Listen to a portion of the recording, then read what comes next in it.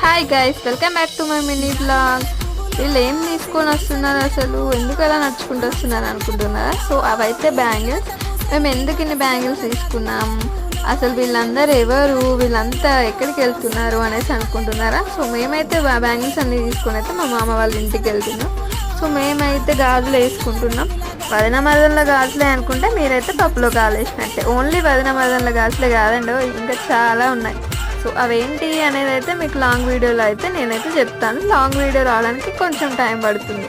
So long video చూడాలనుకుంటే మాత్రం మీరైతే వెయిట్ చేయాల్సింది. సో ఇక్కడ మేమైతే మా మామ వాళ్ళ ఇంటికి వెళ్ళాం. అక్కడే బ్యాంగిల్స్ వేసుకుంటున్నాం కాబట్టి మా మామకైతే ఫస్ట్ బొట్టు పెట్టేసాం.